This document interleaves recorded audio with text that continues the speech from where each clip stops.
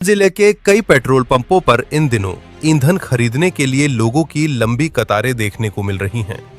हालांकि दूसरी ओर जिलाधिकारी योगेश कुंभेजकर ने स्पष्ट किया है कि जिले में ईंधन की आपूर्ति पूरी तरह से सुचारू है। उन्होंने बताया कि डर और अफवाहों के चलते कई नागरिक जरूरत से ज्यादा ईंधन भरवा रहे हैं, जिसकी वजह से कुछ पेट्रोल पंपों पर ईंधन अपेक्षा से पहले खत्म हो रहा है।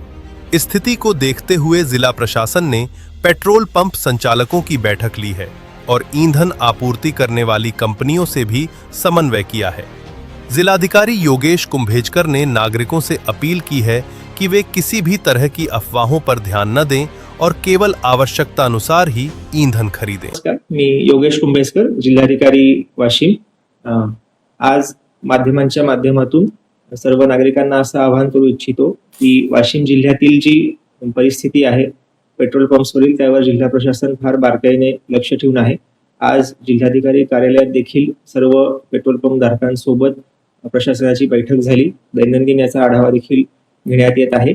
परिस्थिती अशी आहे की जो पुरवठा आहे तो सुरळीत आहे आणि सर्व पेट्रोल पंप धारकांना देखील पुरवठा होत आहे। ज्या ऑइल मार्केटिंग कंपनी आहेत त्यांच्या सोबत देखील आमचा संपर्क आहे।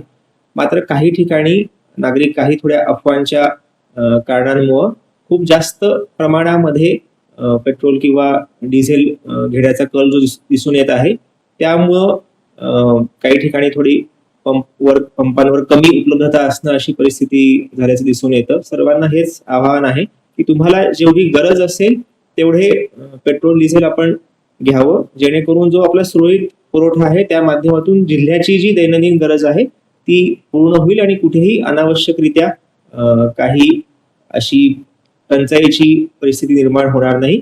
सर्वांनी सहकार्य करावं हे आवाहन आहे आणि जिल्हा प्रशासन परिस्थितीवर पूर्णपणे लक्ष ठेवून आहे। आवश्यक तिथे इंटरव्हेन्शन करायला सज्ज आहे। हे देखील मी या निमित्ताने सर्वांना निदर्शनास आणून देऊ इच्छितो।